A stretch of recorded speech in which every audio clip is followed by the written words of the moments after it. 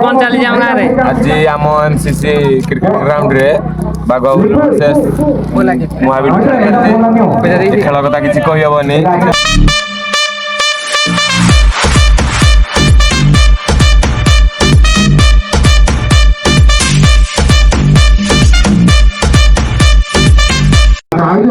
এটি MCC cricket club দেউরিয়াতা তার 18 বর্ষর tournament জারি রখিছে এবং এতে প্রথম ম্যাচ ଥିଲା ডুলিয়া ভর্সেস চাঁদপুর।